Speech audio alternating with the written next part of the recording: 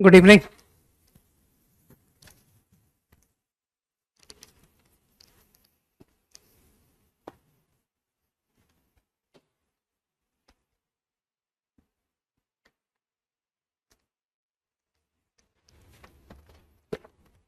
Exercise 5, no doubt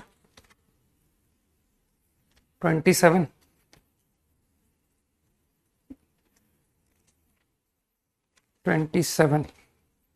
diagonals of rectangle.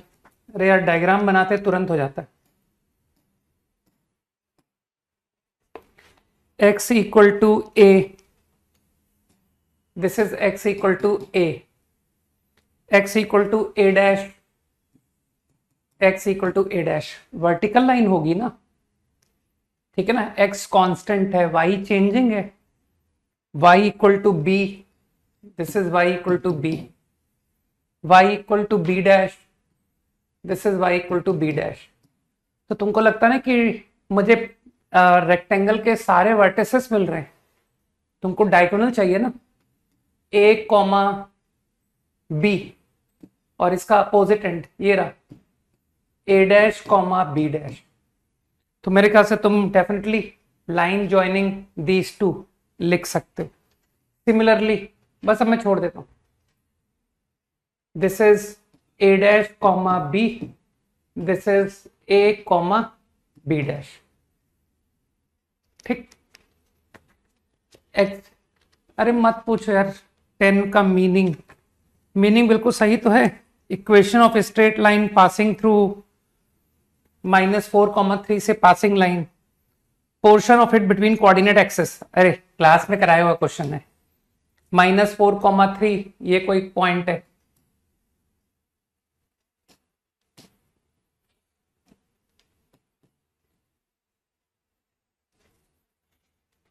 इसका portion X axis Y axis, ये portion P Q, तो 5:3। अब इसमें प्रॉब्लम ये है कि इसने इंटरनल एक्सटर्नल बताया ही नहीं, ठीक है। तो इसमें थोड़ा सा प्रॉब्लम दिक्कत हो गया, ठीक है। तो इसके आंसर एक से ज्यादा आंसर आएंगे, ठीक। कि सर 5:3 का मतलब ये है 5:3 एक्सटर्नल, और उसमें भी एक्सेस भी नहीं बताई, एक्स एक्सेस वाई एक्सेस ये भी नहीं बताया। मतलब एक्सटर्नल रेशो को लेकर के भी दो आंसर, कि वाई एक्सेस क्लोज है या एक्स एक्सेस क्लोज है। मतलब तुम सोचना इस बात को कि अगर ऐसी लाइन होती, फील करना बात को मेरी, मैं क्या कहना चाहता हूं। अगर 5:3 तो ये एक्स एक्सिस क्लोज है, ये वाई एक्सिस क्लोज है, तो मेरे अकॉर्डिंग इसके 4 आंसर बन रहे हैं, ठीक है। कि सर 2 आंसर तो यहां से आ गए कि वाई एक्सिस, एक्स एक्सिस से 5, वाई एक्सिस से 3, या फिर एक्स से 3 और वाई से 5। फॉलो कर पा रहे हो। और फिर अभी इंटरनल डिवीजन लेकर के कि सर 2 केस तो एक्सटर्नल से और 2 केस इंटरनल से। क्या था कोऑर्डिनेट? -4,3। इसमें भी 2 केस कि सर ये 3:5 है, और अगली बार कहना कि ये 5 है, ये 3 है।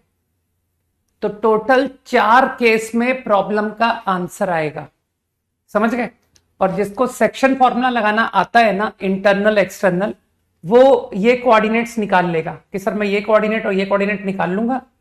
और एक बार मेरे इंटरसेप्ट्स आ गए तो मैं आपको इंटरसेप्ट फॉर्म लगा के आंसर कर दूंगा, ठीक। तो पीछे जो आंसर लिखा है ना, उसने कम केसेस के आंसर लिखे, उसने सिर्फ एक आंसर लिख रखा है, ठीक है। और उसमें भी हो सकता है एक्स एक्सिस वाई एक्सिस, ये इंटरनल को लेके भी 2 आंसर है, तो उसने सिर्फ एक ही आंसर लिखा है।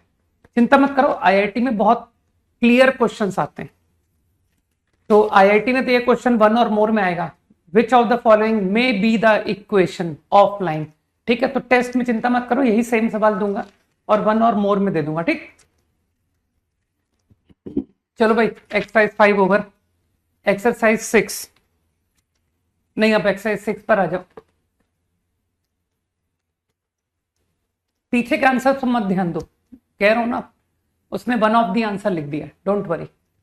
Question 17 and 19, okay 17 and 19।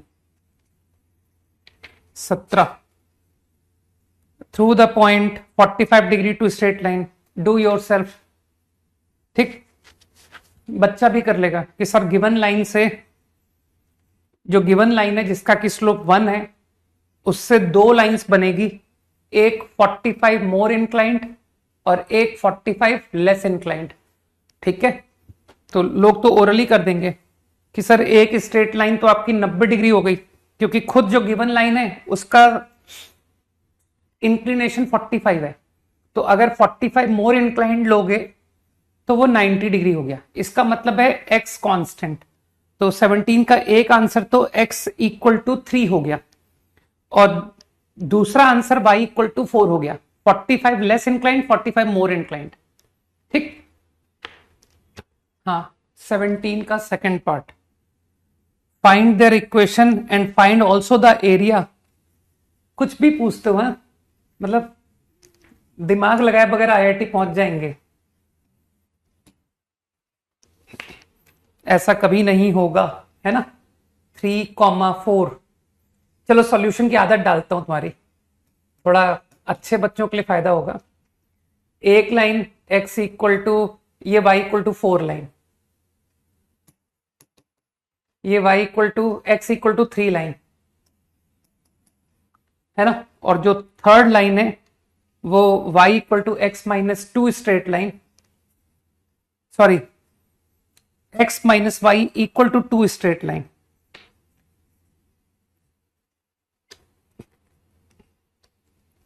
ठीक है, तो y बराबर x माइनस 2, y बराबर x माइनस 2।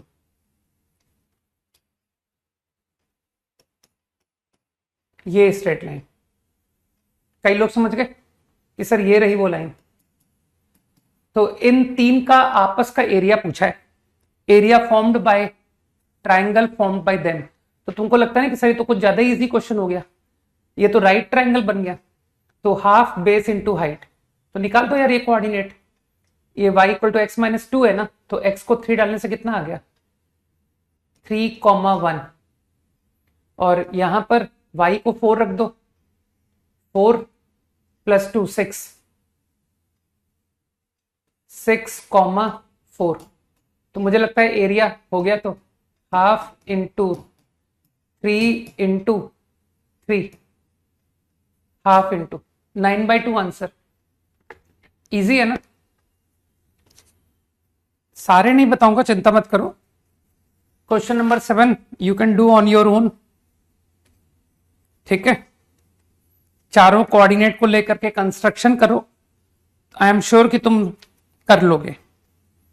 वर्टिसेस दे रखे हैं पैरेललोग्राम के, तो वो जो तुमसे पूछ रहा है डायगोनल का एंगल, तो एक बार डायगोनल के जब वर्टिसेस देखोगे तुमको अपने आप स्लोप मिल जाएगा, और फिर तुमको m1 माइनस m2 फॉर्मूला आता ही है, 1 plus m1 m2 upon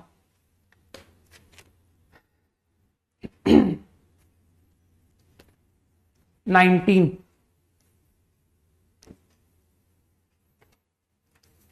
19 line through origin inclined at 75 degree. One is 75 more inclined and one is 75 less inclined. ठीक है, कर लोगे कि सर गिवन स्ट्रेट लाइन का स्लोप लिख लो, उसका इंक्लिनेशन थीटा, तो theta plus 75, theta minus 75, these are the required slopes of straight line. पीछे के आंसर से टैली मत करो, मैंने तुमको दो आंसर बता दिए कि मेरे दो आंसर है। ठीक है, इस लाइन का स्लोप तुम ओरली देख सकते हो, 1 plus √1 minus √3 minus 1 upon √3 plus 1। तो √3 माइनस 1 अपॉन √3 प्लस 1 पर थोड़ी सी ट्रिग्नोमेट्री लगाओ, तो आ गया √3 माइनस 1 का होल स्क्वायर अपॉन 2 आ गया।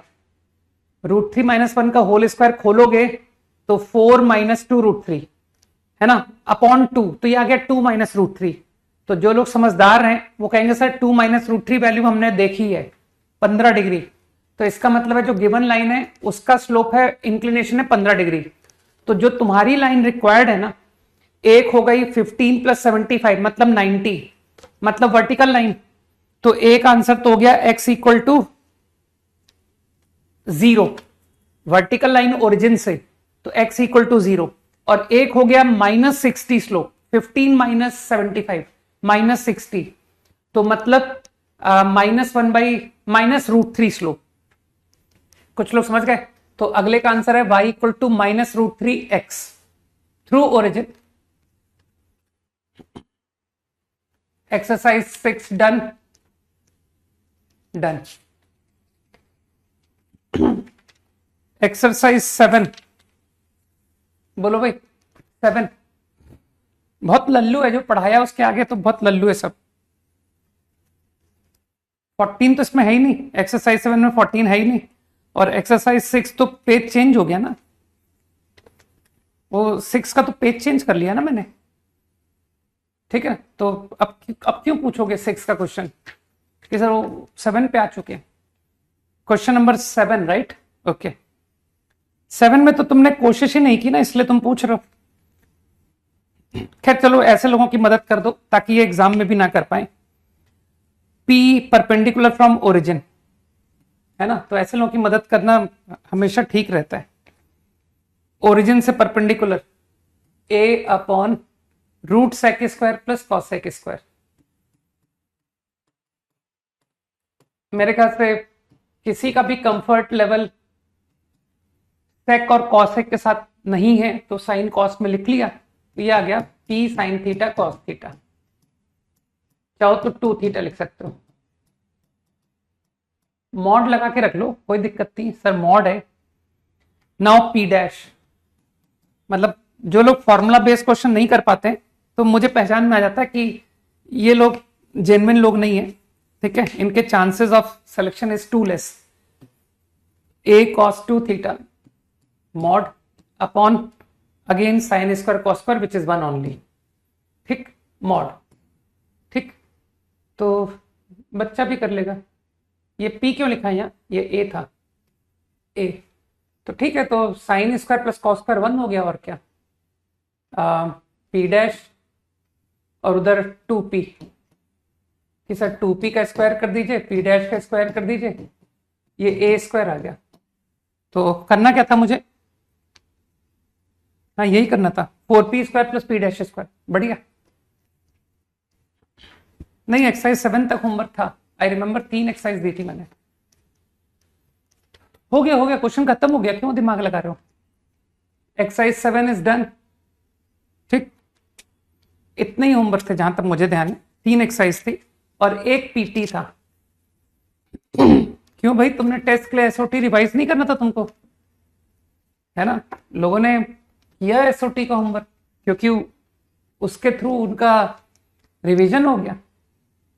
बताओ एसओटी पीटी कौन सा बोला था मैंने ठीक से याद भी नहीं है। पीटी 2 था ना, 10 तक हो पाए। चलो पूछो 1 to 10। बिल्कुल दम नहीं है, चिंता मत करो, हम शीट खत्म करके अब पीटी डिस्कस कर रहे हैं, है ना, तो डाउट तो होने ही नहीं चाहिए। पीटी 2 क्वेश्चन नंबर 2 या पीटी 2 लिख रहे हो, क्वेश्चन नंबर 2 तो हो गया। s minus B S minus C, तो ये तो तुमको इतना बुद्धू समझ रहा है, ये सोच रहा है कि जैसे कि तुमको फॉर्मूले तक नहीं आते होंगे, है ना। किसी ने मुझसे क्वेश्चन नंबर 2 पूछा है, तो इसके बारे में हम लोग के मन में क्या इमेज बन गई इस बच्चे के बारे में कि सर इसको तो बताने का कोई फायदा ही नहीं है, इससे कुछ होना ही नहीं है ना। इसको ये तक नहीं पता कि s minus B S minus C upon B C under root sine a by 2 होता है, ठीक। 5 मूर्खता वाले सवाल पूछते जाओ। कॉस स्क्वायर को लिख दो साइन स्क्वायर, और फिर साइन स्क्वायर सी माइनस साइन स्क्वायर बी, कटता चला जाएगा यूजिंग साइन लॉ। बेचारा ए साइन बी जो है ना, वो बी साइन ए के बराबर होता है, इस बात का यूज करना, तो your answer is 0। 4th sine A by 2 sine C by 2 A B C are in AP, sine 2 sine B बराबर sine A plus sine C. बस इसके आगे अपनी मदद खुद करो, मेरी तरफ से सॉल्यूशन हो गया। ठीक है, 2 साइन बी बराबर sine A plus sine C. Up to 10th question, B C A B बराबर 2BC।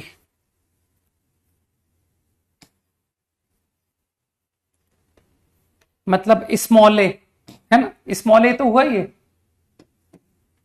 सॉरी स्मॉल सी बराबर 2A। ठीक है, साइन सी बराबर 2 साइन ए 2। मुझे लगता है I am going to apply componendo dividendo. Compound angles skills काफी अच्छे हो चुके हैं नहीं sir, using compound angles sine C minus sine D फॉर्मूले से your problem will be done. 2 sine C minus A by 2 cos C plus A by 2। मेरे ख्याल से कॉस सी प्लस ए जो होता है, हाँ वैसे नेपियर भी अच्छा सॉल्यूशन था, नो डाउट, बिल्कुल बहुत अच्छा बोल रहे हो रजत। इस क्वेश्चन के लिए Napier is extremely good solution, no doubt, best solution. In fact मेरा सॉल्यूशन बहुत पुअर है फ्रैंकली स्पीकिंग, मैं ठीक है ना। तो ये सॉल्यूशन खराब सॉल्यूशन है, मैं इस बात को बिल्कुल एक्सेप्ट करता हूं। Cos C plus A by 2 which is sine D by 2। ठीक, अब क्योंकि कर दिया है इसलिए इस सॉल्यूशन को मैं बता देता हूं, बाकी मुझे ये सॉल्यूशन नहीं देना चाहिए था, है ना। 2 sine C plus A by 2 which is cos B by 2 cos C minus A by 2। ठीक, बाकी जो समझदार लोग हैं उन्होंने कहा कि सर आपके एक्सप्रेशन को देख करके फीलिंग आ रही है कि go to this formula and finish your problem.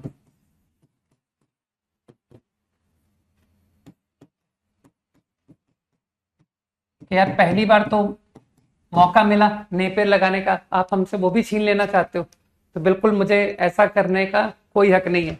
This is the best answer, done. बाकी चलो ठीक है सर, कंपोनेंट और डिविडेंड बहुत दिन से प्रैक्टिस नहीं हुई थी, सही।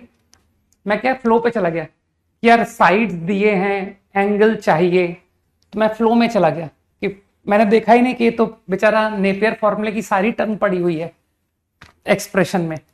ठीक, 7th क्वेश्चन क्या है, second, ABC are in AP then angle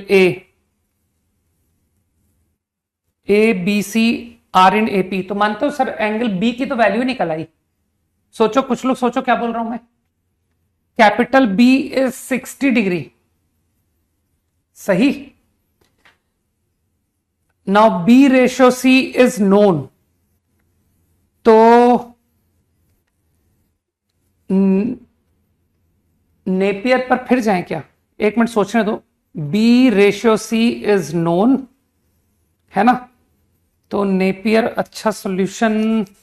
angle B तो मैंने बता ही दिया। अरे हो गया ना, एक बात बताओ, जब एंगल B तुमको मालूम है, हाँ नहीं इसके लिए तो साइन लॉ 2 बेस्ट है कि सर साइन B तो पता पड़ गया, साइन 60, तो इससे आपको C एंगल मिल जाएगा। हो गया, खत्म करो इसको। ठीक, 7th क्वेश्चन के लिए कुछ भी करने की जरूरत नहीं है। आई नो एंगल B, तो I know angle C also using this relation, sine B is two sine C। और एक बार C एंगल आ गया तो तुम समझदार हो कि सर अब तो A एंगल भी आ गया। ठीक,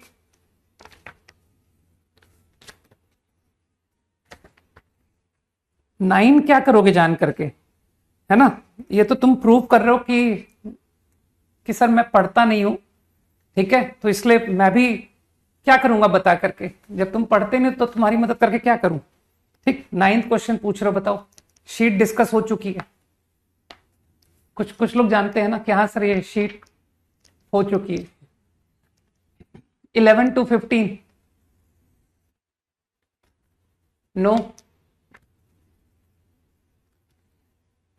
17 and 20 अप टू 20, 17 और 20। Radius of circumcircle of isosceles triangle is equal to PQ, मतलब कैपिटल R। यार ये लोग कंफ्यूज करते हैं यार, ये PQ PR then the angle P is, तो आइसोसेल्स ट्राइंगल पी क्यू बराबर पी आर, ये दो इक्वल है, और जो 2r है, कैपिटल आर है, वो पी क्यू के बराबर है। कुछ नेमिंग कर दो कि सर ये आर लेंथ, ये पी लेंथ, ये क्यू लेंथ। तो this is R equal to P Q. ठीक है, तो साइन लॉ से डायरेक्ट कर दें क्या कि सर साइन लॉ से 2 टाइम्स, है ना, 2 circumradius sine of capital R angle R. अरे बहुत कंफ्यूजन हो रहा है ना कि सर ये सर्कम रेडियस का आर, ये एंगल आर, बड़ा कंफ्यूजन हो रहा है ना, है ना। तो सर्कम रेडियस में कुछ और यूज कर लो, चलो R1 यूज कर लेते हैं। 2R1 R1। कुछ लोग समझ गए ना कि सर ये तो खत्म हो गया, एंगल R निकल आया 5/6, एंगल R इज 5/6। कर लिया, फील कर लिया ना। और अगर एंगल R पता है तो एंगल Q भी पता है। अरे तुम लोग, कई लोग जानते हैं कि सर आप सर्कम रेडियस में जो सबसे पावरफुल फॉर्मूला है वो साइन लॉ होता है, तो आपने साइन लॉ ही लगा दिया। बस करो, अब ज्यादा नहीं बताना मुझे। 18 I am sure you can do on your own. ठीक है,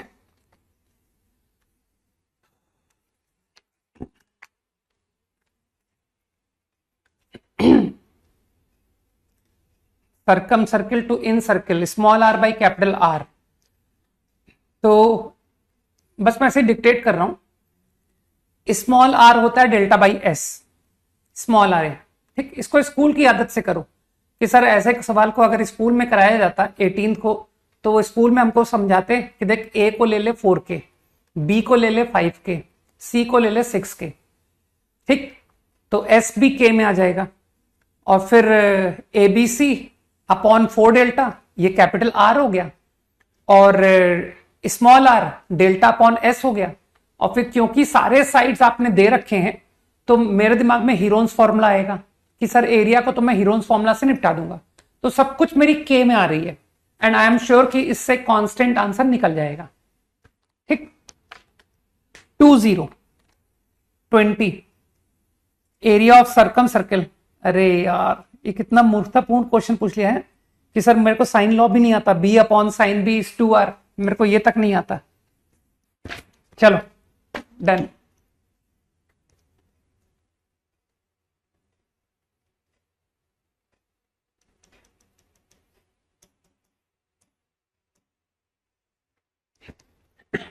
ठीक है,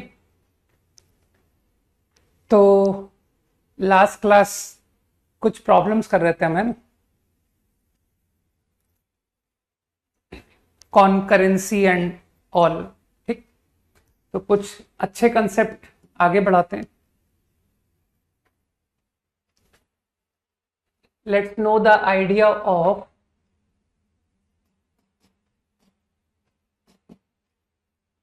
family of lines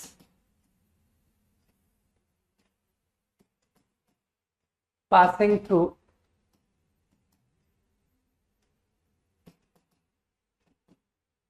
intersection of two given lines।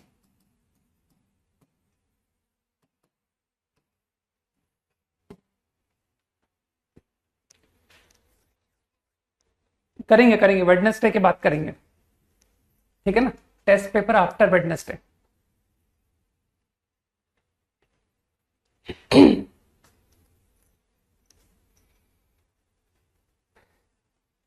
तो अच्छा, वैसे एडवांस का पेपर था ना ये जो कल पेपर हुआ था, ये किसका था मैं भूल गया यार। इतने पेपर बनाता हूं मुझे याद भी नहीं रहता।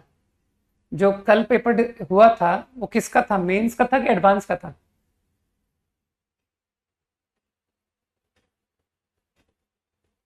मेंस का था। तो ठीक है, एक काम करो, कल ही डिस्कस कर देंगे। ठीक, कल कल का होमवर्क अभी से ले लो। Test discussion tomorrow.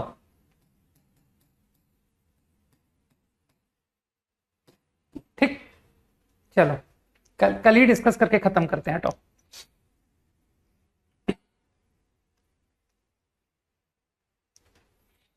ओके,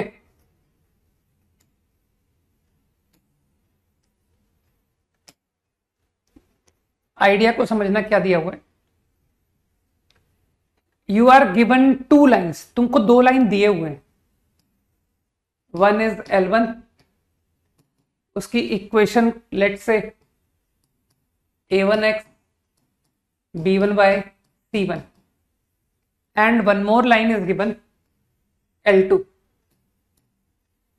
इस एक्सप्रेशन को मैं L1 बोल रहा हूं। ये जो लीनियर एक्सप्रेशन है ना, A1x plus B1y plus C1, उसको मैं L1 कॉल कर रहा हूं। And let's say another line A2x, मैं सबको एक साइड लाके इक्वल टू 0 रीड कर रहा हूं। एंड फॉर कन्वीनियंस इस पूरे क्वांटिटी को L2 कॉल कर रहा हूं। Interested in line through their intersection, सही है। तो तुमको लग रहा है क्या कि line passing through this point, तो क्या ऐसे इनफाइनाइट स्ट्रेट लाइंस होंगे क्या? सोचो, there will exist infinite lines which will pass through this point. तो इसलिए तुमने नोटिस किया मैंने क्या लिखा है, I asked you family of lines. तो मुझको इक्वेशन चाहिए of all the lines which will pass through this. तो इसके मेरे पास 2 अच्छे मेथड्स हैं, ठीक, और वो दोनों ही काम आएंगे। तुम एक काम क्यों नहीं करते कि सर ये जो 2 लाइंस हैं इसका इंटरसेक्शन सॉल्व क्यों नहीं कर लेता? करो करो, सॉल्व करो। Let us solve those line in that intersection point. निकालो इस इंटरसेक्शन को। तो there will pass through this point infinite lines. मान लो मैंने इसका इंटरसेक्शन सॉल्व किया and I obtain alpha beta, कि सर ये पॉइंट अल्फा बीटा आ गया। ये तो तुम 10th क्लास की मैथ से सॉल्व कर लोगे कि सर 10th में स्कूल में सिखाया था how to solve 2 linear equations, वो तुमने सॉल्व कर लिया। तो अब तुमको ये सारे ब्लू लाइंस के इक्वेशन चाहिए ना, बहुत इजी है। Their equation is passing through alpha beta having slope m। ये रही equation. And what is m? कहना sir m is any real number. आप m को -∞ से इंफिनिटी तक वैल्यू देते जाओ। m is 1, m is -1, m is 1/7 and m is pi. तो आपको all possible lines through this point obtain हो जाएगी। एग्री करते हो? समझ गए ना बात को कि yes I can obtain lines using this thought. ये बहुत अच्छा कंसेप्ट है, ठीक है, कि m को वेरी करने से तुमको ऑल पॉसिबल लाइंस आ जाएंगे। बाकी कुछ लोग समझ रहे हैं कि सर एक लाइन नहीं आएगी आपके इस आइडिया से, केवल एक लाइन, और वो लाइन मैं आपको अलग से बता देता हूं। That line is x equal to alpha. क्योंकि लोग जब रियल नंबर रखेंगे तो किसी को दिमाग में ये थोड़ी आएगा कि सर m टेंडिंग इंफिनिटी। अरे थ्रू इंटरसेक्शन पॉइंट क्या एक line x equal to alpha line भी तो होगी कि सर वर्टिकल लाइन? कोशिश करो मेरी बात को समझने की, सही है ना, कि सर एक line parallel to y axis भी तो होगी। तो उसको मैंने अलग से करा दिया। चिंता मत करो, कुछ याद व्याद कुछ नहीं करना है। तो जो आंसर नहीं निकलता वो हम टैकल करेंगे कि सर आपके फॉर्मूले से एक आंसर छूट रहा है, तो वो मैं अलग से सोच लूंगा, ठीक। अब एक अच्छा मेथड, दूसरा अच्छा मेथड बताता हूं। This is one good solution, right. Alternately तुम क्या करो, you consider a new expression like this।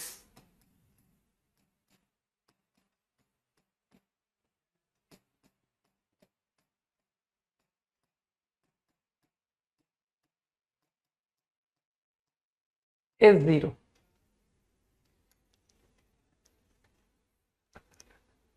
अगर मैं इस एक्सप्रेशन को कंसीडर करूं तो सबसे पहले पहचानो कि ये एक्सप्रेशन क्या है ना। लैम्डा बीइंग एनी पैरामीटर, कुछ भी जो मर्जी लैम्डा ले लो।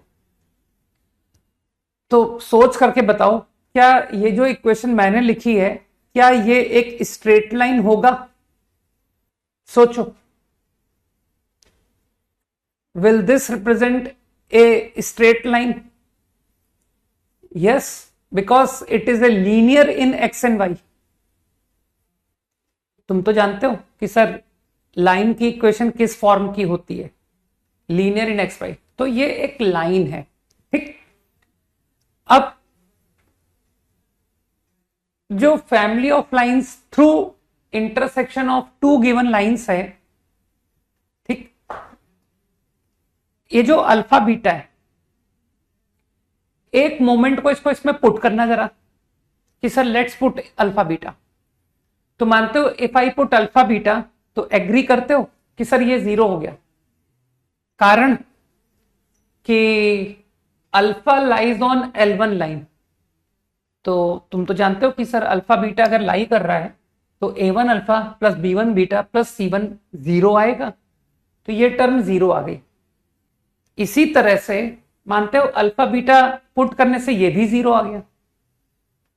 तो क्या तुमको समझ में आया कि irrespective of value of lambda, चाहे लैम्डा कुछ भी हो, अल्फा बीटा इस इक्वेशन को सेटिस्फाई कर रहा है। तो क्या मैंने प्रूव कर दिया कि for every real value of lambda ये एक स्ट्रेट लाइन है और ये स्ट्रेट लाइन अल्फा बीटा को कंटेनिंग है। तो क्या तुमको आंसर मिल गया कि सर ये जो इक्वेशन है ये आपकी family of lines through intersection of two given lines को रिप्रेजेंट करेगा। तो this also is a good idea to write family of lines through intersection of two given line. अब इसमें भी कुछ लोग थोड़ा सा दिमाग लगाएंगे एंड कहेंगे सर आपने जो आंसर लिखा है ना, मेरा क्या इंटरेस्ट है? मेरा इंटरेस्ट है to obtain you all possible lines which pass through alpha beta. तो इस आंसर में पता है एक आंसर यहां भी छूट रहा है, और वो आंसर कौन सा है? तो जिसको अकल है, दिमाग पे जोर डालेगा, वो कहेगा सर आपके इस आंसर में ना ये आंसर छूट रहा है, इस लाइन को छोड़ के बाकी सब आ गए। A2x B2y C2, क्यों ये भी तो वन ऑफ द लाइन है। सोचो सोचो, अरे कोफिशिएंट तुम जहां लेना चाहो ले लो, ठीक है ना। अरे दो दो पैरामीटर क्यों लिखना चाहते हो कि सर यहां 2 लिखूंगा, यहां -3 लिखूंगा? तो लोग कहेंगे कि काम कर 2 से डिवाइड करा दे, -3/2 इकट्ठे एक जगह आ गया। तो चीजों को उलझाने में ज्यादा मजा आता है क्या कि सर आसानी से नहीं करना है सवाल? हाँ, एक लाइन में सवाल नहीं करना है, 0 पीछे लगाइए, 1 0, ताकि कम से कम 5 क्वेश्चन का नुकसान होना चाहिए मेरा, ठीक। लोग करके आएंगे आउट ऑफ 25 20+, मैं करके आऊंगा 2 या 3, है ना। तो समझने की कोशिश करें कि जब अच्छे आइडियाज बताए जाते हैं तो उनको ग्रैस्प करना होता है, बजाय कि अपने घटिया आइडियाज को हम कंटिन्यू करें। तो कुछ लोगों को समझ में आई बात कि सर इस आइडिया से all lines are obtained except one, उसको मैंने अलग से लिख दिया, है ना। क्योंकि कुछ लोग सोच पा रहे हैं कि सर लैम्डा को क्या वैल्यू दूं जिससे ये लाइन आ जाए। तो उसके लिए क्या मैं बोलूं कि देख इस लैम्डा को इधर ले जा और लैम्डा को कह दो टेंडिंग इंफिनिटी। नहीं तो आई थिंक आइडिया समझ में आया कि सर मैं अलग से ध्यान रख लूंगा कि एक लाइन मिस हो रही थी, that I will take care of, है ना। जैसे यहां भी तुमने नोटिस किया ना कि सर ये मिस हो रहा था, है ना, x - α 0 मिस हो रहा था, मैंने अलग से सोच लिया, ठीक। तो I think now I am able to cover all lines through intersection of given lines. Easy. Okay. तो लोग रटने के लिए इस तरह से रट लेते हैं, तो हम भी रट के करेंगे. Lambda being any real number. तो I will now directly apply the formula for line through intersection of two given lines. तो मैं डायरेक्ट इस फॉर्मूले से क्वेश्चन करूंगा और मैं L20 का अलग से ध्यान रख लूंगा कि कहीं L20 मेरे सवाल का आंसर ना निकल आए. ठीक. तो that I will take care of separately. Right.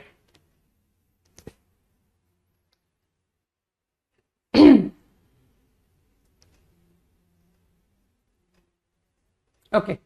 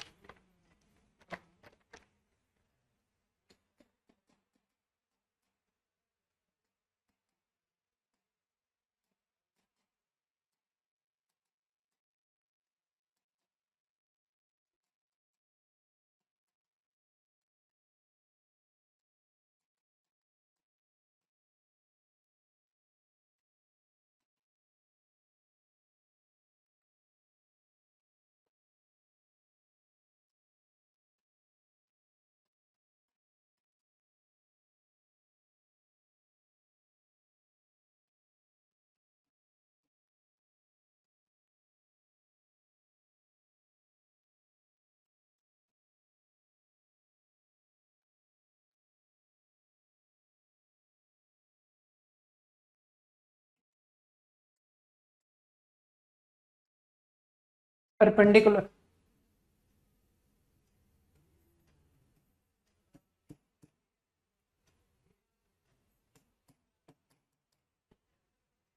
करो, सॉल्व करो.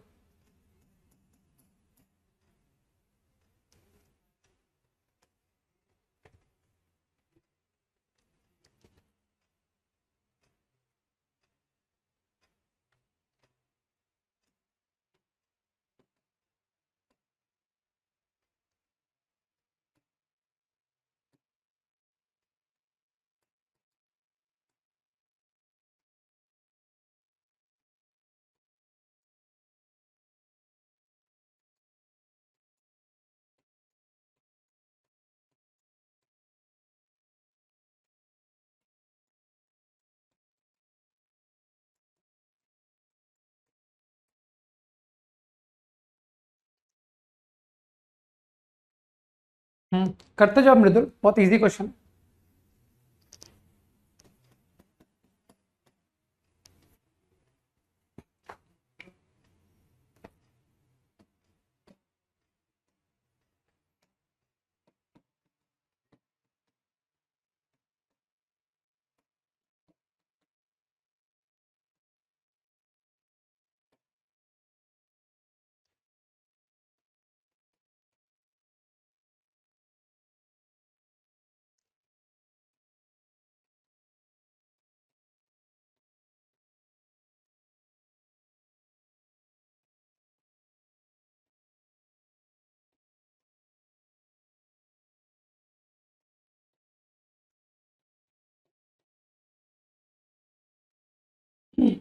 आई थिंक फर्स्ट पार्ट अब तक सभी का हो चुका है, विच इज परपेंडिकुलर टू.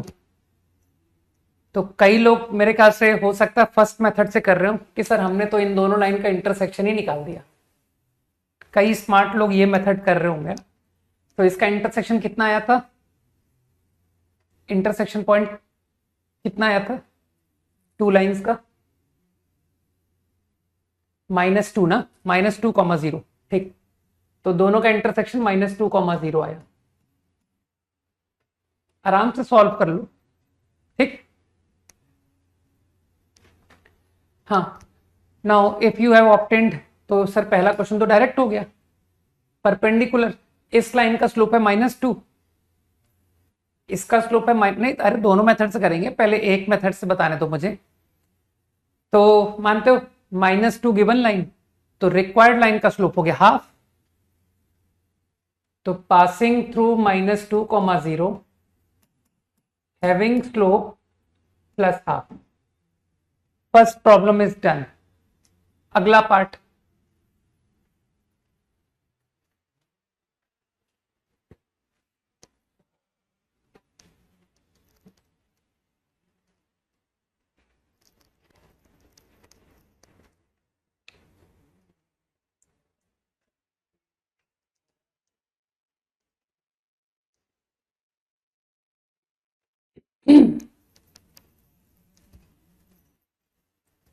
सही आयुष।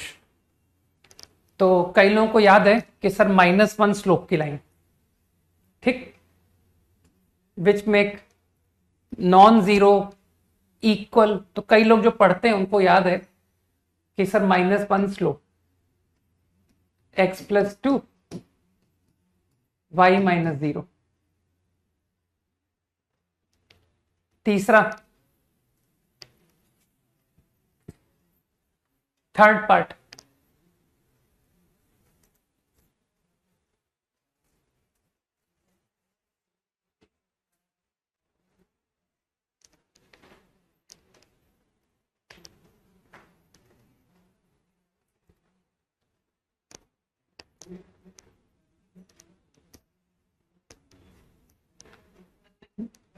इसमें तो कोई भी कह देगा कि सर इतना समय क्यों लगा रहा हूं मैं। एक्स इंटरसेप्ट का मतलब है -3, 0। एक्स इंटरसेप्ट तो जानते हो ना, जहां एक्स एक्सिस को मीट करती है लाइन। तो वाई कोऑर्डिनेट हो गया 0, -3, 0। अच्छा ये भी, अच्छा तुम लोग इसलिए कंफ्यूज हो गए कि सर ये तो दिक्कत हो गई, इन दो पॉइंट को ज्वाइनिंग लाइन कौन है, y बराबर 0। योर आंसर इज y बराबर 0। ये है वो लाइन। अरे ऐसी लाइन, तो तुम इसमें मत कंफ्यूज हो कि सर इसका x इंटरसेप्ट -3 दिया है, जबकि लाइन तो थ्रू आउट एक्स एक्सिस को मीट कर रही है। तो इसके x इंटरसेप्ट के आंसर ऑल रियल हो जाएंगे। लेकिन वन ऑफ द इंटरसेप्ट -3 कह सकता हूं कि नहीं? हाँ बोलो एक बार, जल्दी से हाँ बोलो। अरे बोल दिया कि नहीं बोल दिया? तो चिंता मत करो, आईआईटी इस तरह के डिफिकल्टी में तुमको नहीं फंसाएगा, लेकिन क्योंकि इसके एक्स इंटरसेप्ट के आंसर ऑल रियल हो गए। लेकिन -3 भी one of the x intercept कहलाएगा, ठीक। तो मेरे हिसाब से इस क्वेश्चन को आईआईटी ये नहीं पूछ के, हो सकता है वाई इंटरसेप्ट कह दे कि अरे यार बेमतलब में तुम कंफ्यूज हो जाओगे, तो चलो मैं एक्स इंटरसेप्ट की बजाय वाई इंटरसेप्ट दे देता हूं।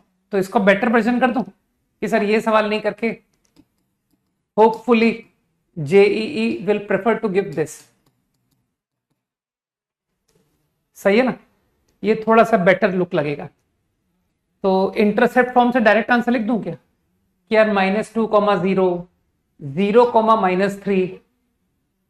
इंटरसेप्ट फॉर्म से डायरेक्ट खत्म करते हैं ना कि sir x/-2 plus y/-3 is 1। ये रहा आंसर। सोचो सोचो, मैंने इस प्रॉब्लम का आंसर लिखा है। Fourth part,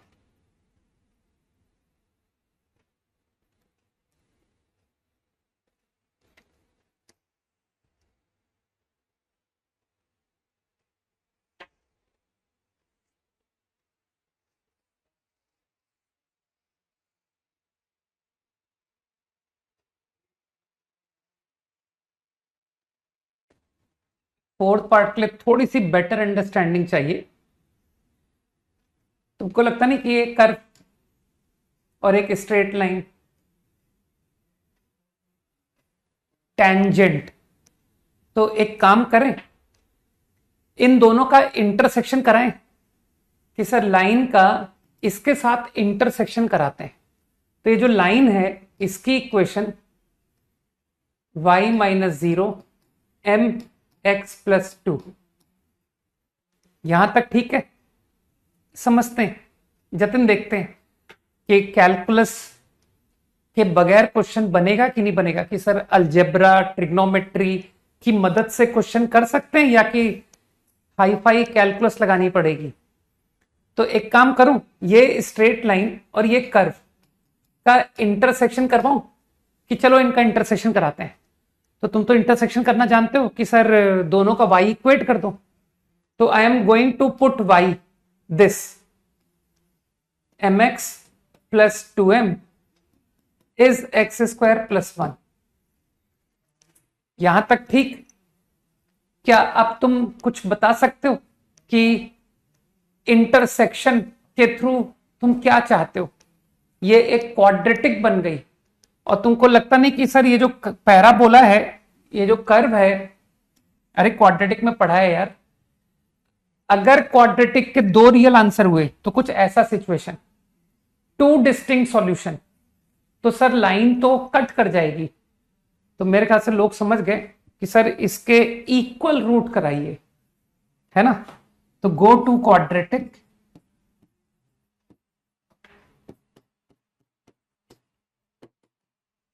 for line to become tangent you will understand कि equation should have equal solution, तो making d 0 सही है। अब इससे आंसर आ जाएगा जो भी है, b स्क्वायर माइनस 4ac। मैं कैलकुलेशन नहीं करूंगा, तो what ever answer you obtain is the correct answer. ठीक,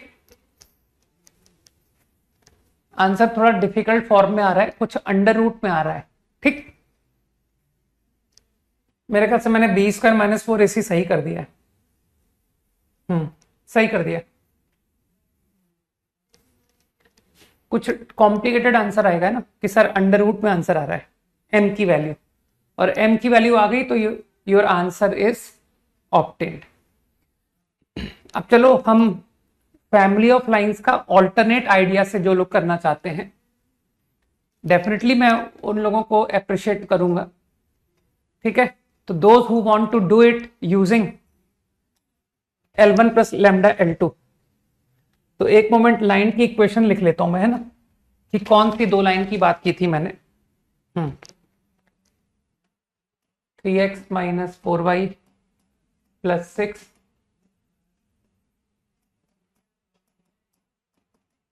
ठीक। Now first part perpendicular to, तो तुमने किया कि sir L1 plus lambda L2,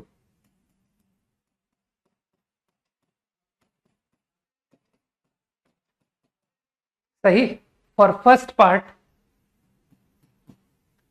slope is half, slope half था ना, लाइन का स्लोप -2 था, राइट, -2, तो परपेंडिकुलर का स्लोप हाफ। तुमको स्लोप का फॉर्मूला आता होगा ना। अरे m के तो दो ही आंसर हुए कदे, इंटरसेक्शन पॉइंट सिंगल हुआ ठीक है ना, तो ऐसी दो लाइन है, राइट। तो टू लाइन्स एग्जिस्ट, -2, 0 से, मतलब तुम फील नहीं कर पाए कि सर -2, 0 से पासिंग दो लाइन होंगी जो कर्व को टच करेगी, समझे। ये था कर्व, ये था पॉइंट -2, 0, तो एक आंसर नहीं है, there are two answers, two line, one like this, one like this. तुमको डायग्रामेटिकली समझा दिया अभी, ठीक है। अब प्रतिम, ओहो सॉरी, तुमको लाइन का स्लोप लिखना आता है ना, minus coefficient of x upon coefficient of y। हाँ ठीक है, तो coefficient of x, coefficient of y minus times is half. खुद कर लेना, ये मेरा काम बिल्कुल नहीं है। सेकेंड पार्ट, सेकेंड पार्ट में -1 स्लोप, कि सर यही सेम कैलकुलेशन, लाइन का स्लोप ये आ गया, रिक्वायर्ड लाइन का स्लोप, लेकिन वो -1। तो यहां पर तुम लोग लगता नहीं कि सर हम धर्म संकट में फंस गए, यार ये क्या हो गया। लैम्डा लैम्डा कट गया, ये क्या हो गया? तो कुछ लोग समझ गए कि सर आपने कहा था L1 प्लस लैम्डा L2 से एक लाइन कभी ऑप्टेन नहीं होगी, विच इज L2 लाइन। तो कहीं ऐसा तो नहीं कि यार आंसर L2 हो? तो तुमने नोटिस किया कि सर ये था आंसर, क्योंकि कई लोग जानते हैं ना कि sir by solving we get infinity, ऐसा थोड़ी होता है। कभी ऐसा होता है कि हमने इक्वेशन सॉल्व की और मेरा आंसर इक्वेशन सॉल्व करके लैम्डा इंफिनिटी आ गया, सही है ना? तो मूर्ख बनाने के कई तरीके हैं कि सर इसको ऐसे मत करिए, इसको ऐसे करिए, 3 प्लस लैम्डा -4 प्लस लैम्डा, फिर कहिए लैम्डा का कोफिशिएंट 0 बन गया, -7 बन गया, अब कहिए कि इंफिनिटी आ गया। ठीक है, तो ये सब कुछ मत करो। मैंने तो तुमसे साफ कहा था कि L1 प्लस लैम्डा L2 के थ्रू L2 आंसर कवर नहीं हो पाता है, उसको तुमको अपने कॉमन सेंस से सोचना पड़ेगा। ठीक है, कि सर यहां से तो नो सॉल्यूशन आया, लेकिन मैंने L2 को चेक किया एंड आई फाउंड कि यार L2 ही तो वो लाइन है जिसका -1 स्लोप है, तो your answer is L2 only. ये है सेकंड पार्ट का आंसर। कुछ लोग समझ गए? नहीं नहीं, वो मैंने सही लिखा है, वो तुमने ध्यान नहीं दिया। ये लैम्डा -4 को मैंने देखो 4 माइनस लैम्डा लिख दिया। ठीक है भौमिक, तो मैंने सही किया था, don't worry. Third part Y intercept वाला कर रहा हूं मैं, एक्स इंटरसेप्ट को छोड़ो यार, कि सर वाई इंटरसेप्ट -3। तो तुमको लगता नहीं कि सर इसके लिए go to this equation and directly put, दिमाग पे जोर दो, 0, -3 को डायरेक्टली पुट कर दीजिए, यू विल गेट लैम्डा। हो गया है तो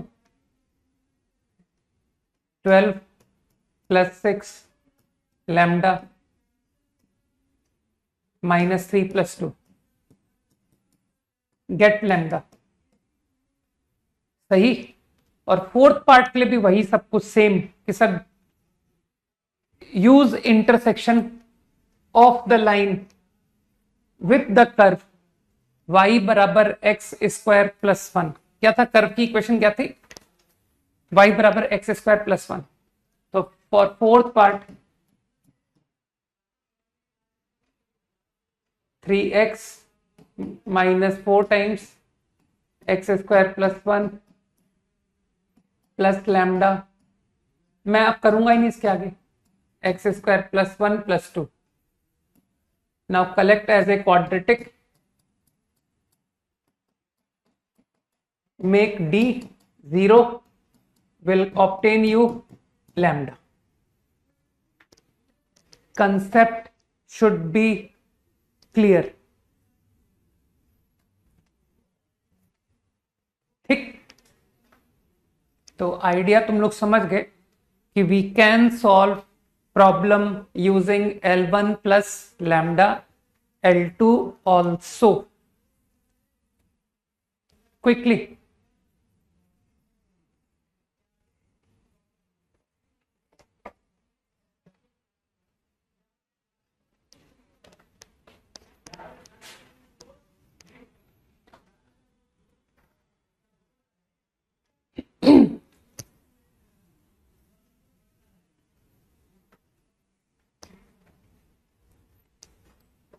डन। ऑब्वियसली लैम्डा निकाल करके तुमसे लाइन पूछी थी भाई, लाइन तो ये था, तो जो लैम्डा आएगा उसको पुट करके ही तो लाइन का आंसर निकलेगा। फाइंड लैम्डा थोड़ी क्वेश्चन था। ओके, अब एक थोड़ा सा इंपॉर्टेंट प्रोफाइल का तुमको आइडिया देता हूं कि फिक्स्ड पॉइंट, जस्ट तुमको एक हिंट दे रहा हूं, तुमको एक फैमिली ऑफ लाइंस की इक्वेशन नोन है, ठीक है?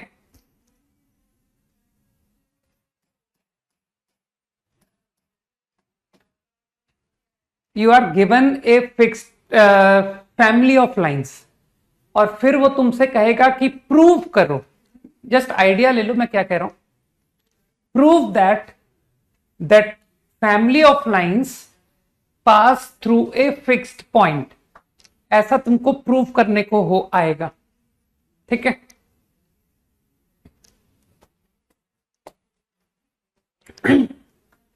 राइट।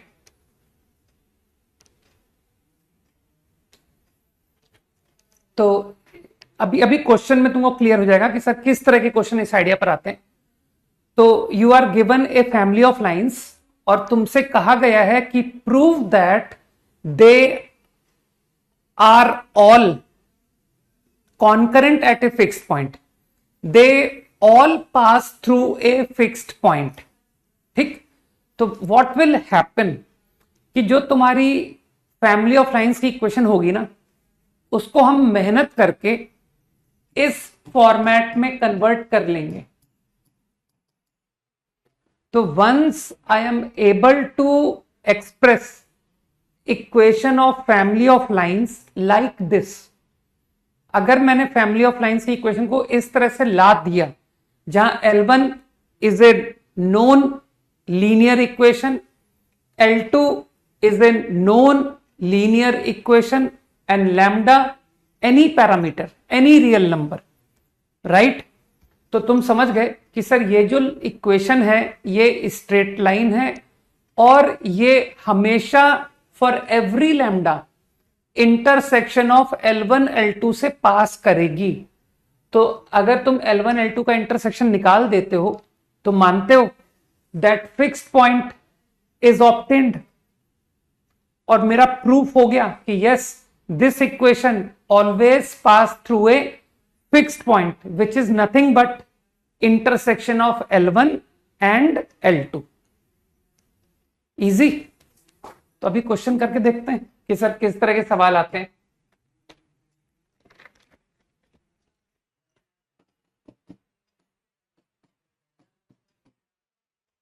एक क्वेश्चन मैं करके दिखाऊंगा, है ना।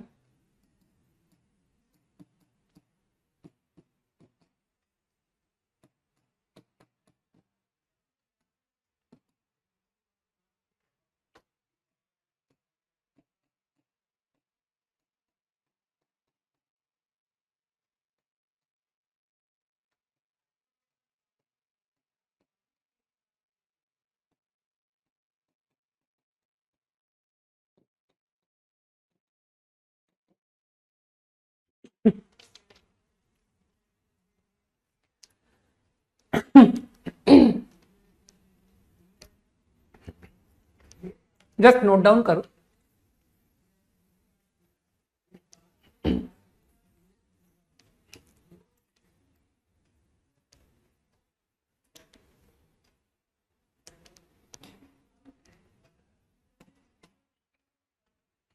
ओके, तो तुम समझ तो गए कि सर एबीसी कोई फिक्स नंबर थोड़ी है, क्योंकि एपी तो इनफाइनाइट होती है।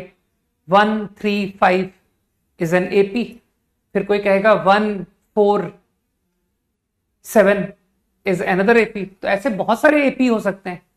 तो व्हाट आई थिंक इज कि एबीसी तीनों वेरिंग है। ठीक, तो तुम इतना तो समझ गए ना कि सर ये फैमिली ऑफ लाइंस हुआ। I think Chaitanya correct answer है। लेट मी चेक इट, है ना, एक बार सॉल्व करके देखते हैं। हाँ ठीक है आंसर तुम्हारा। चलो, तो एबीसी आर वेरिंग। ओके, तो आई थिंक तुमको तो थॉट दिमाग में है कि सर कुछ भी करके इसको L1 plus lambda L2 form में ले आओ। ठीक, तो अभी तो तुम्हारे पास बहुत सारे पैरामीटर है ना कि सर ए वेरी कर रहा है, बी वेरी कर रहा है, सी वेरी कर रहा है, तो वेरिएबल्स कम कर रहा हूं मैं। तो चलो बी को मैंने एलिमिनेट कर दिया। तुम्हारी इक्वेशन पर मेहनत कर रहा हूं। 2ax plus 2c plus 2by। तो कुछ लोग समझ गए कि सर 2b को हटा दिया आपने यूजिंग, तो कम से कम कुछ तो खुशी हुई कि L1 प्लस लैम्डा L2 लाना है, तो एक पैरामीटर तो कम हुआ। 2x प्लस वाई इंटू ए प्लस सी इंटू वाई प्लस 2।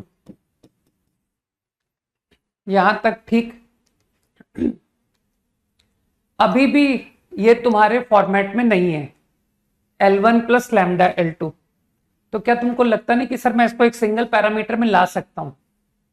या तो A से डिवाइड कर दो या C से, जो तुम्हारी मर्जी। तो if I divide by A, your equation become like this. अब लोग समझ गए कि सर ये C बाई ए दो दो पैरामीटर क्यों लगा रखे हैं, इसको एक सिंगल नाम क्यों नहीं दे देते? तो यू विल अंडरस्टैंड कि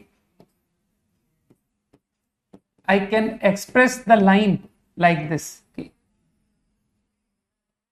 तुम्हारी जो फैमिली ऑफ लाइन से after doing manipulation I am able to express like this. सही है?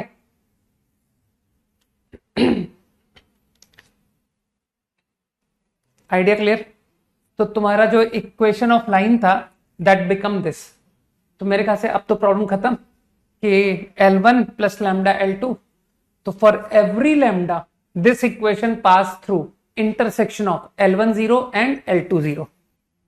तो 2x plus Y 0 and y plus 2 0 का intersection.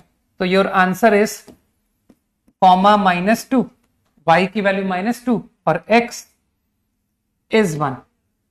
This is the fixed point, है ना? तुम्हारा प्रॉब्लम का आंसर 1, -2। यहां तक क्लियर? तो एक थॉट तुमको डेवलप हो गया कि कैसे हम family of lines prove that pass through a fixed point को कैसे अप्रोच करेंगे। ठीक, एक थोड़ा सा ओरल आइडिया बताता हूं क्योंकि मैं आगे बहुत यूज करता हूं।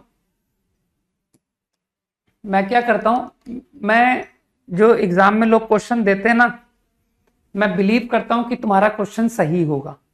ठीक है कि यार आपने मेहनत से पेपर बनाया तो जरूर सवाल आपने सही दिए होंगे। तो अगर आप कह रहे हो कि हाँ ये लाइन थ्रू फिक्स पॉइंट है, तो मैं मान लेता हूं कि हाँ आप सही कह रहे होगे, पक्का लाइन फिक्स पॉइंट से ही पासिंग है। ठीक, तो आपको पॉइंट में इंटरेस्ट है ना कि व्हाट इज दैट पॉइंट। तो डायरेक्ट आंसरिंग देखते हैं, कोशिश करना समझने की। You have this relation, you have to prove ये लाइन हमेशा फिक्स पॉइंट से पास करेगी। ठीक, वॉट एवर एबीसी इज। तो मैं क्या करता हूं कि यार ये दोनों को ध्यान से देखा और कहा कि जरा इसको ऐसे लिखते हैं, a plus C minus 2b। और फिर इसको देखा और इसको देखा और कहा कि अरे plus C, here also plus C.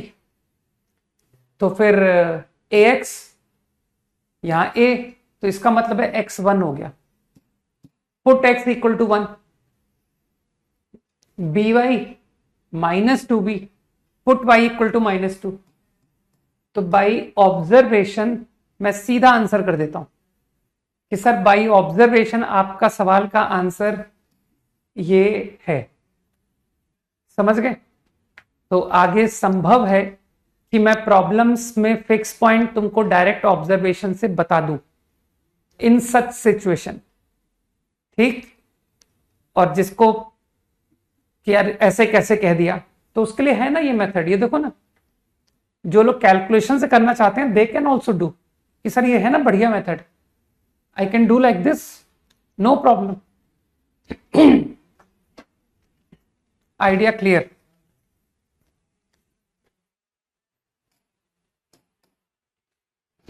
5 seconds।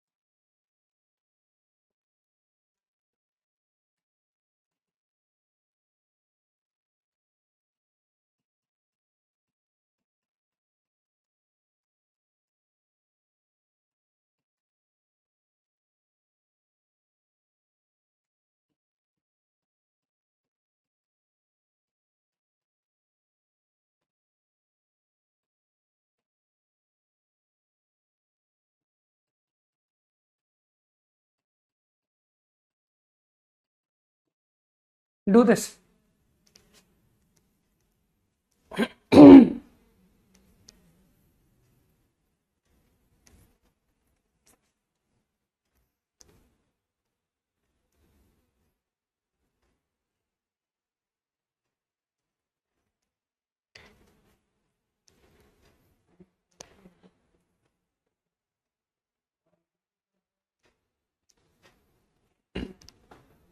करो करो रजत, आंसर निकालना है।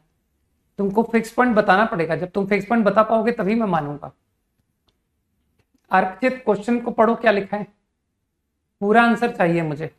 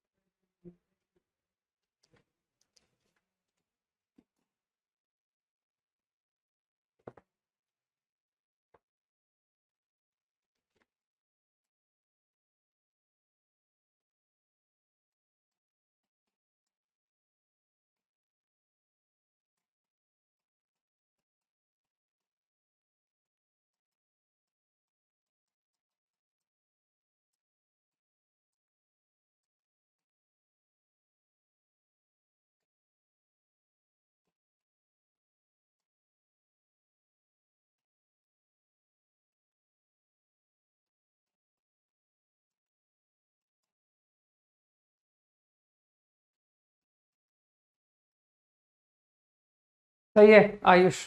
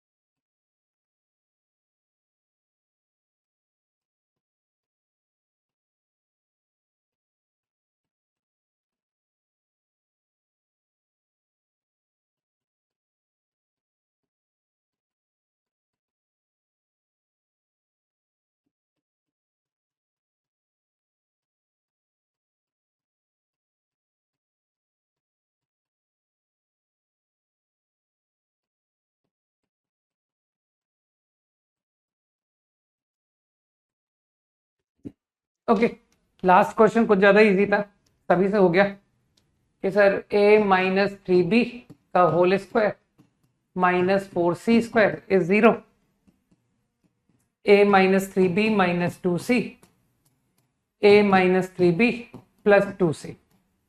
अब यहां से दो पॉसिबिलिटी लिया तुमने। If I consider this to be 0, तो तुम तो जानते हो, तुम समझदार लोग समझ गए कि सर वो +c लिखा है, तो -a/2 +3b/2 +c इज 0, और इसे 0 माना तो +c चाहिए ना, a/2 -3b/2 +c इज 0। तो अगर तुमने इसे ट्रू माना तो your fix point directly by observation -12, 3/2। और अगर तुमने इसे ट्रू माना कि सर ये ट्रू है, तो your fix point is 12, -3/2। This is the answer. Your line will either pass through this fixed point or your line will pass through this point. कोई एक पॉइंट तो उस पर लाई करेगा, ये या ये। ठीक, डन। ओके, अगला।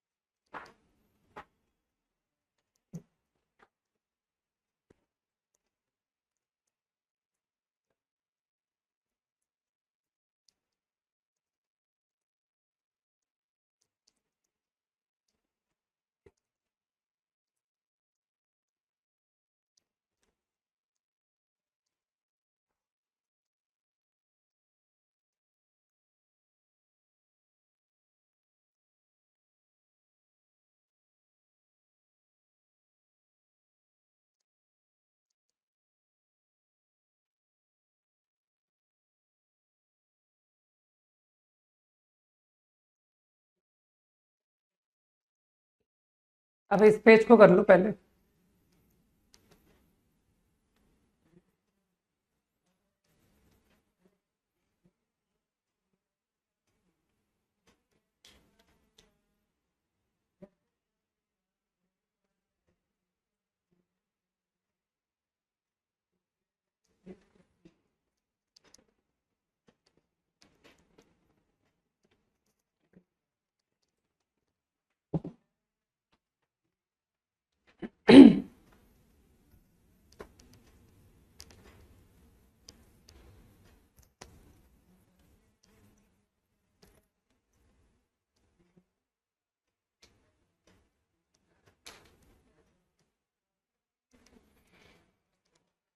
ठीक है अक्षत, हो गया ना प्रीवियस पेज तुम्हारा।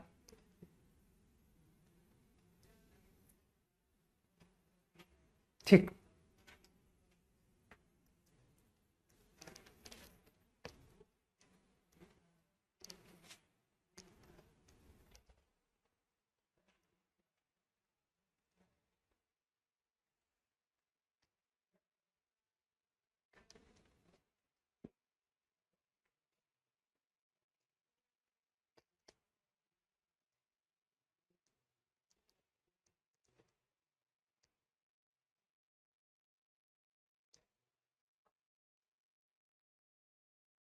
कॉपीड है ना।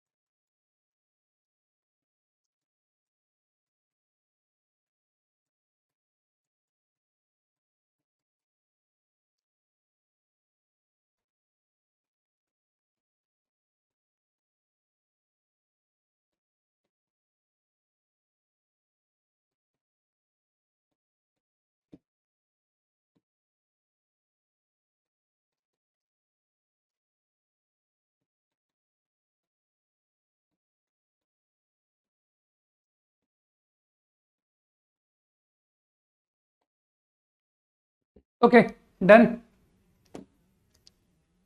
है ना, थोड़ा सा अच्छा क्वेश्चन।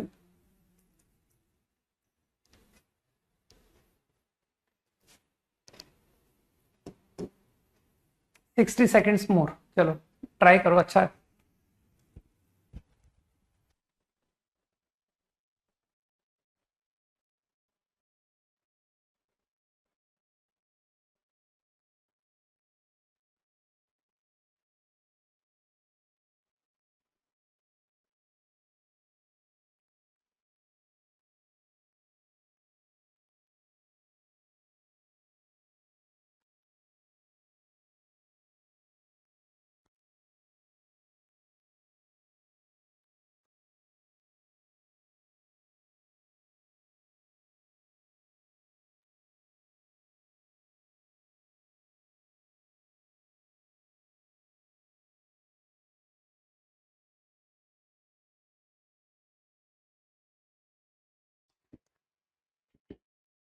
ठीक है, अब तक मेरे ख्याल से एक रीजनेबल अटेम्प्ट कर लिया होगा।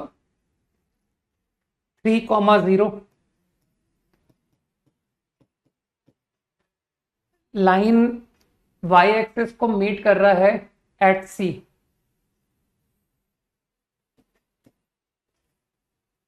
ठीक। और थ्रू 6,0। और क्वेश्चन में तुमने इतना समझ लिया है कि सर ए सी और B D intersect at P.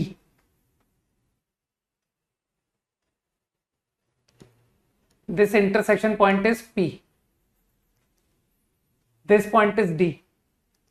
तो इतना तो तुमने फॉलो कर लिया होगा कि क्योंकि पी वैरी कर रहा है, मैं ए से लाइन ड्रॉ कर रहा हूं, मैं बी से लाइन ड्रॉ कर रहा हूं, meeting at C, meeting at D, और इन दोनों का इंटरसेक्शन चेंजिंग है। तो इसका मतलब तुम समझ चुके हो कि सर ये दोनों लाइन वैरी कर रही है। तो दोनों लाइन वैरी कर रही है, तो इसका मतलब सी और ये डी ये वैरी कर रहा है। ठीक sir, C will vary, D will vary. तो किसी भी इंस्टेंट की बात कर रहा हूं मैं, तुमको देख के मन कर रहा होगा ना कि सर इंटरसेप्ट फॉर्म का इस्तेमाल करते हैं। I assume 0, C, I assume 0, D। अब प्रॉब्लम की इंफॉर्मेशन को उठाते जाओ। ओ ओरिजिन है ना। आई थिंक क्वेश्चन क्या दिया हुआ है, एडी मीट ओपी, ये रहा AD. AD meet OP at Q, this is Q. अब प्रूव करना है C Q pass through a fix point. C Q line में तुम्हारा इंटरेस्ट है, तो तुम तो समझदार हो कि सर मुझे सी क्यू की इक्वेशन लिखनी पड़ेगी और उसे भी L1 plus lambda L2 form में लाना पड़ेगा। ठीक, तो I want to write C Q. लेकिन आप मानते हो सी क्यू लिखना इतना आसान तो है नहीं, क्योंकि तुम सोच रहे होगे कि सर सी क्यू का, चलो सी तो मालूम है मुझे, लेकिन क्यू नहीं मालूम है। तो क्या क्यू के लिए तुम क्या सोचते हो कि मैं ओपी और एडी का इंटरसेक्शन निकाल दूं, है ना। तुम्हारे दिमाग में आ रहा होगा ना कि सर देखिए एडी लाइन तो पता है इन टर्म्स ऑफ जो भी आपने रिप्रेजेंट किया है, लेकिन अब तुम यहां ओपी में नहीं फंस गए कि सर ओपी, क्या मैं पहले पी निकालूं, first obtain P through intersection of BD and AC. तुमको लग नहीं रहा कि सर ये कुछ ज्यादा डिफिकल्ट प्रॉब्लम होता चला जा रहा है। ठीक, कि पहले ये दो लाइन की मदद से पी निकालो, पी निकल आएगा तो मैं ओपी की इक्वेशन और एडी की इक्वेशन की मदद से क्यू निकालूंगा, और फिर जब क्यू आ जाएगा तो मैं सी क्यू की इक्वेशन लिखूंगा और उसे L1 प्लस लैम्डा L2 लाके सॉल्व करूंगा। ठीक, तो डेफिनेटली इट इज डिफिकल्ट। तो what I am doing is, तुम्हारा टारगेट ओपी है ना कि सर ओपी लाइन है ना, तो एक काम करें, थोड़ा अच्छा ऑब्जर्व करते हैं कि ये जो ओपी है ये बीडी और एसी के इंटरसेक्शन से पासिंग है ना। तो that is use the idea of L1 plus lambda L2। तो ओपी का equation I can write AC, I think this is AC, है ना। OP pass through intersection of OP and BD, OP and BD। अब तुम यहां पर घबरा गए होगे कि सर तीन तीन पैरामीटर C, D, लैम्डा, है ना, लेकिन कुछ तो कम हो रहा है। डोंट यू नो कि सर वो तो ओरिजिन है, तो पुट 0 0 0 0 इक्वेशन को सेटिस्फाई करेगा। तो if I do that, -1 minus lambda is 0, तो चलो एक पैरामीटर तो कम हुआ, लैम्डा -1। तो your equation of OP become, lambda को -1 यूज करने से x/3 minus x/6, y/c minus y/d। This is the equation of OP. सही, तो मैं कोऑर्डिनेट फाइंड करने की कोशिश ही नहीं कर रहा कि sir why find OP, why obtain P, no need. बगैर पी निकाले ओपी की इक्वेशन आ गई। अब तुम्हारे में से कुछ समझदार लोग कहेंगे कि सर ऐसे ही आप बगैर क्यू को निकाले सीधा सी क्यू को स्ट्राइक करो डायरेक्टली, कि सर सी क्यू भी निकल आएगा। यार इसमें क्या है, C Q passes through intersection of OP and AD. Again use family of lines concept, है ना। तो through intersection of OP and AD I am going to write C Q L1 plus lambda L2, तो OP का equation वो रहा।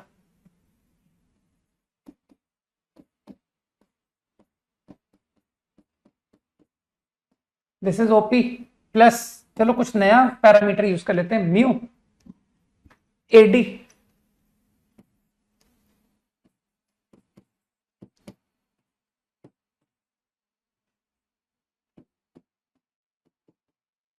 समझ में आना चाहिए। I got this. अब तुम फिर कहोगे कि sir too many parameters are there, है ना, बट जिनको थोड़ा दिमाग है दे विल से कि सर एक पैरामीटर कम हो जाएगा, बिकॉज आई नो कि 0,c सेटिस्फाई दिस इक्वेशन, है ना, सी क्यू है ना ये, put 0,c and let's see what happen. तो 0,c पुट करने से देखो क्या हो रहा है, c,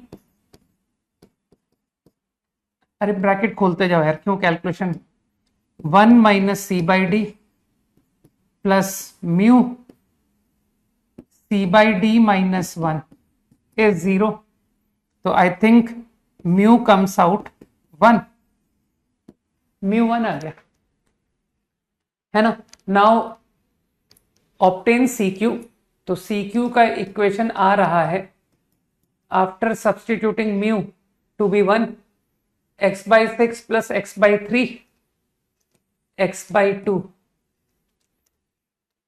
y म्यू 1, मानते हो 1 by d cancel, y by c minus 1, ये रहा तुम्हारा सी क्यू का इक्वेशन।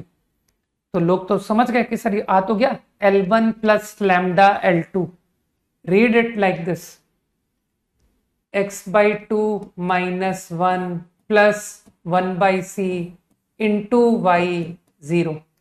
तो आ गया ना तुम्हारा answer, L1 plus lambda L2। तो intersection of L1 0 and L2 0, one line is x बराबर 2 and one line is y बराबर 0। तो व्हाट इज देयर इंटरसेक्शन, तो their intersection is 2,0 is the final answer. So lines pass through fixed point 2,0।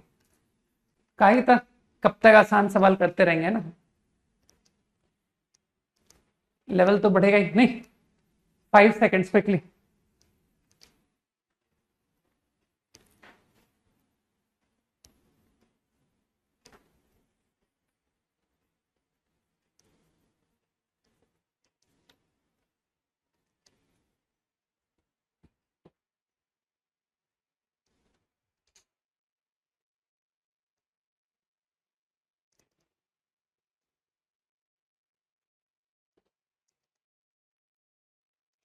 Done, okay. तो idea is good, L1 plus lambda L2 is a good approach, no doubt. ये question देखते हैं, ठीक है। इस question को मैं बताऊंगा क्योंकि तुमको एक डायरेक्ट मैं फॉर्मूला बेस्ड थिंकिंग याद कराना चाहता हूं एक्चुअली।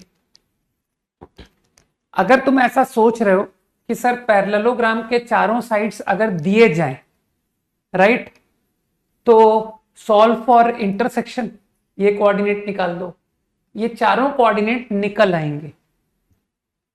तो बिल्कुल तुम सही कह रहे हो, you can solve for vertices of parallelogram and once I obtain vertices, फिर तो डायगोनल लिखी जा सकती है, ठीक।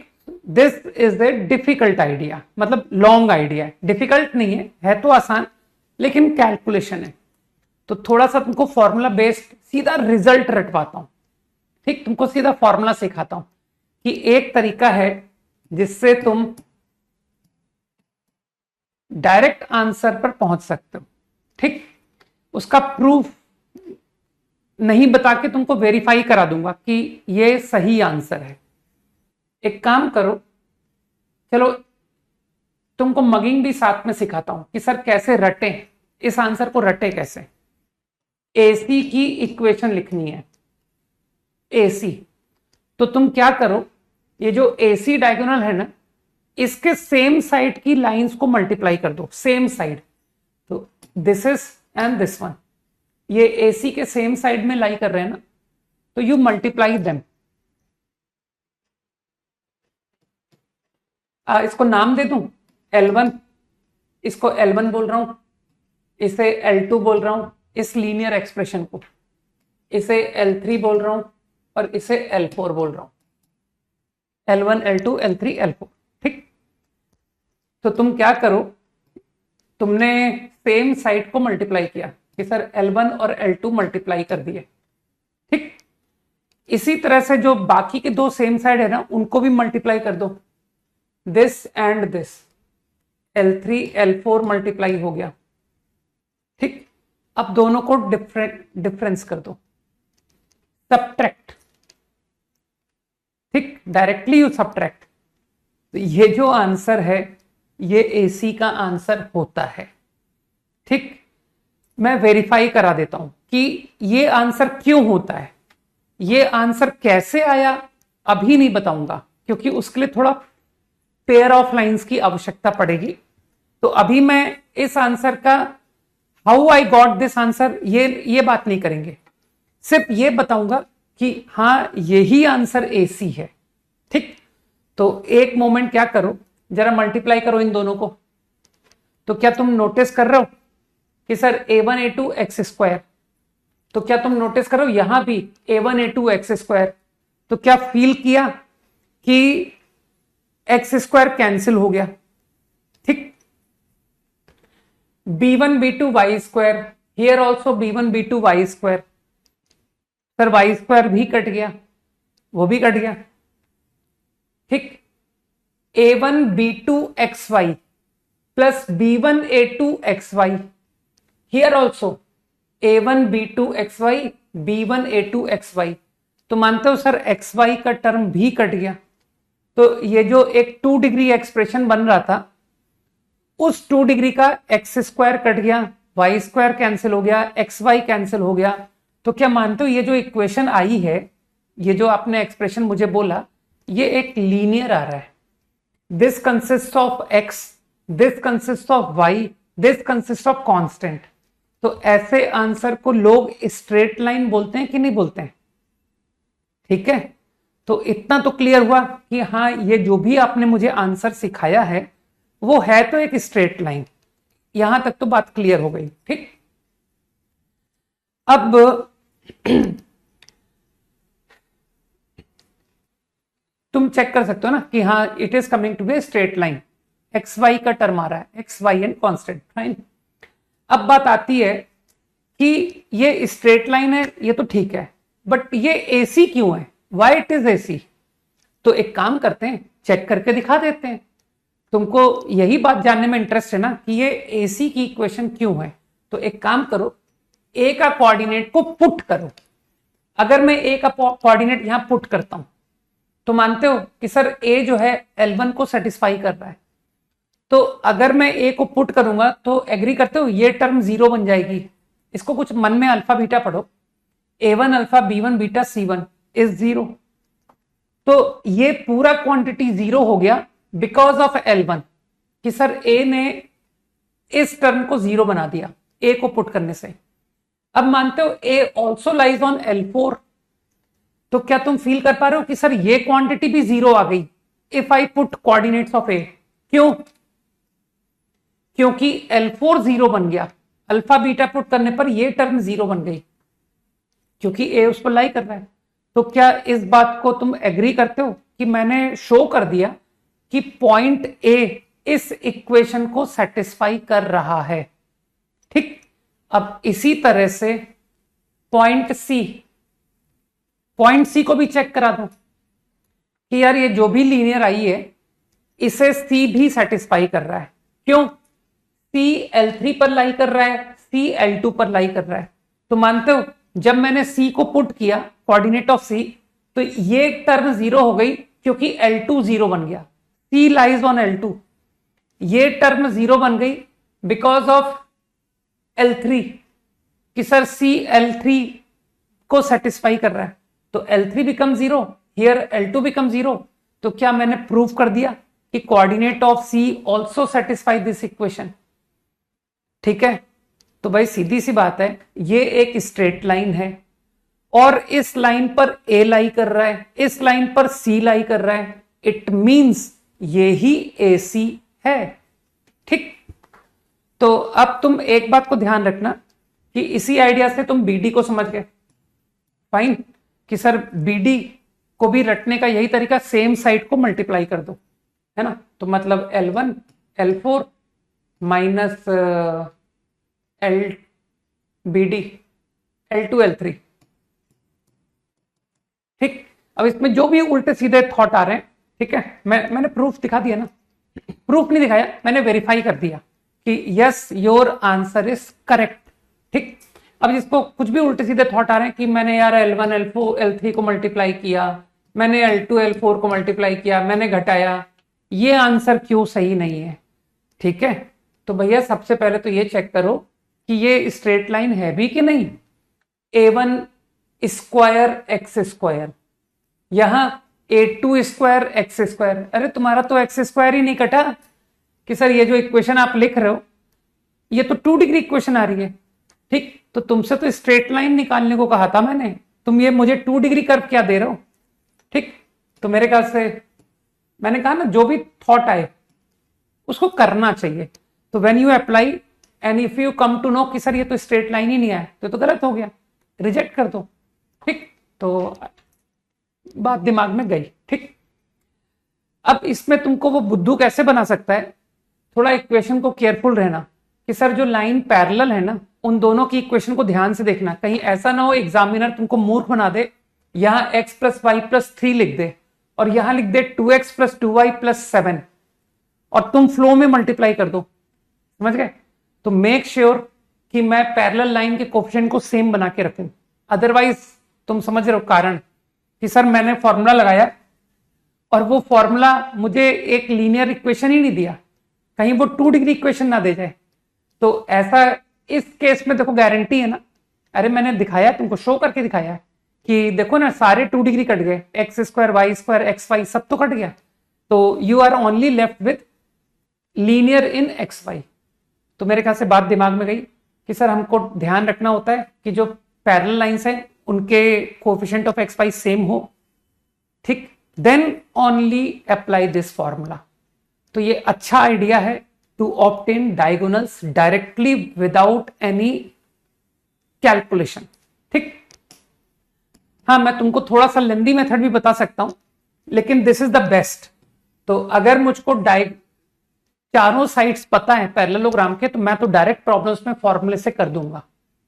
ठीक, अब जो लोग थोड़ा सा लेंदी चाहते हैं वो लोग लेंदी वे में कर सकते हैं कि सर AC निकालनी है, तो AC के लिए आप एक काम करो ना, लाइन थ्रू इंटरसेक्शन का कंसेप्ट लगाओ कि AC L1 और L4 का इंटरसेक्शन से पासिंग है। सही है? अब तुम कहोगे कि सर सेम AC लाइन ये दो के इंटरसेक्शन L2 और L3, L2 + μ L3, तो दोनों लाइन ये भी AC ये भी AC। अब तुम 10th क्लास में चले जाओ। ठीक है, तो 10th क्लास वाला मेथड तो तुम लोग जानते हो ना कि सर वो स्कूल में बहुत अच्छा पढ़ाया था। Coincident lines, I am going to make 2 equations same, दोनों एक ही लाइन रिप्रेजेंट कर रहे हैं। तो वो स्कूल का मेथड कईयों को याद होगा आज भी कि सर वो x का कोफिशिएंट का रेशियो, y का कोफिशिएंट का रेशियो, कांस्टेंट का रेशियो बराबर। तो अगर तीनों इक्वल हैं तो obtain lambda, obtain mu, you will get the answer. ठीक, तो इसका मतलब तुम समझ गए कि सर ये डिफिकल्ट है, गो फॉर दिस वन। चलो भाई, कल सिर्फ टेस्ट डिस्कस करेंगे। ठीक है, और अगर तुम कुछ करना चाहते हो, मेरे हिसाब से कल ही तुमको स्ट्रेट लाइन का होमवर्क देता हूं। चलो बाय, गुड नाइट, जय हिंद।